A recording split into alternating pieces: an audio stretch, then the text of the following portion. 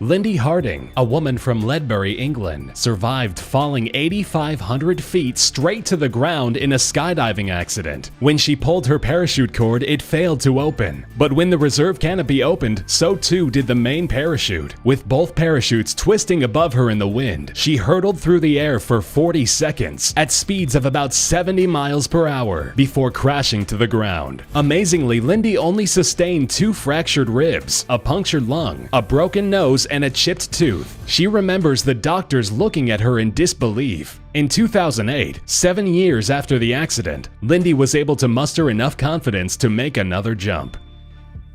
In 2003, construction worker Ron Hunt fell face first onto an 18-inch auger drill bit. Ron was working on top of a ladder, drilling something overhead. Moments later, the ladder started to wobble. Following safety procedures, he tossed the drill down when he realized he was falling. As he plummeted toward the ground, he landed right on top of the drill that just happened to be sitting in an upright position. The auger bit went straight through his skull. Doctors say that the drill penetrated his eye socket and pushed his brain to the side rather than through it. They decided to just unscrew the drill bit from his head instead of surgically removing it. Ron's friends call him Miracle Man.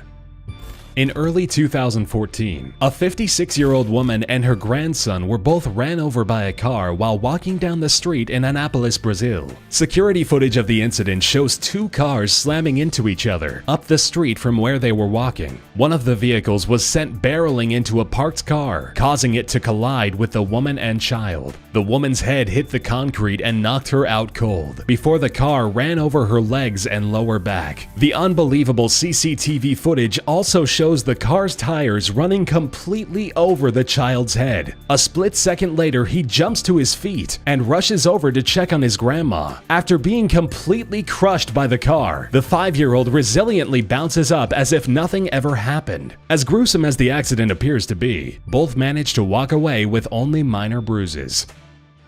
Young lady Alexis Goggins is known as a hero in her hometown and around the world. In 2007, when she was only 7 years old, she jumped in front of a hail of bullets in order to save her mother from death. Alexis and her mom, Selitha, were kidnapped by her ex-boyfriend, who forced them into a car and began driving to a secluded area. When Selitha tried to get out of the car for help, he cocked his gun. Alexis screamed, "Don't hurt my mom," as she jumped in front of her mother to try to shield her from gunfire.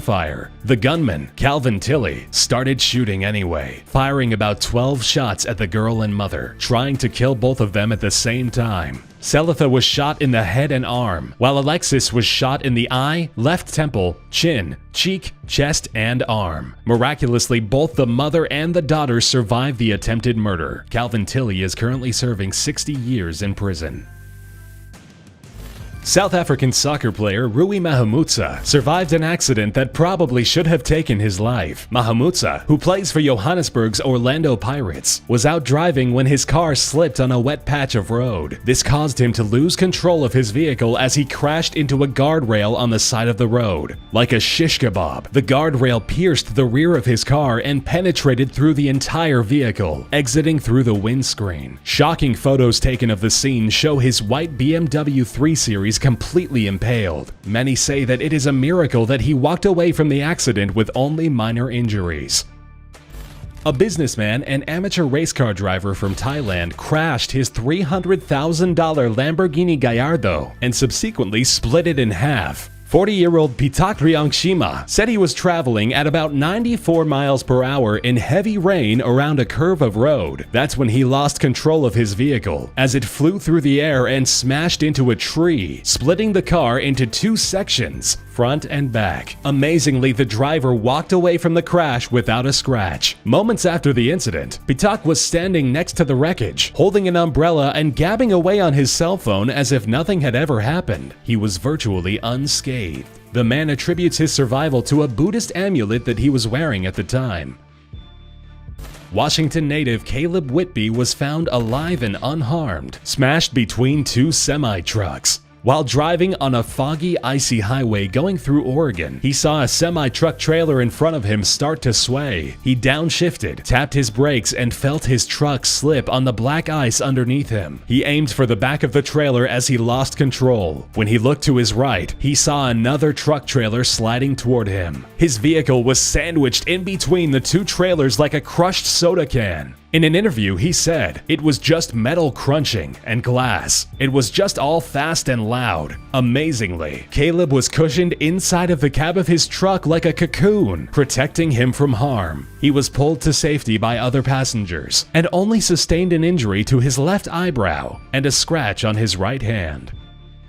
Many people believe that Ahad Israfil had a guardian angel watching over him back in 1987. Ahad sustained a gunshot to the head that blew off a massive portion of his brain. When he was 14, Ahad was working at a local convenience store in his hometown of Dayton, Ohio. His employer accidentally dropped a gun and shot the top of Ahad's skull, blowing off most of his right hemisphere. He started convulsing on the floor from blood loss and shock. Paramedics rushed him to a nearby hospital, and after a 5-hour operation, he awoke and even tried to speak. His own mother described his head looking like a deflated basketball. Years later, a plastic surgeon constructed a hard silicone implant and filled the cavity of his cranium. The surgeon pulled the skin over it to give him a somewhat normal-looking head. The now 42-year-old man with only half a brain went on to graduate with honors from his local university.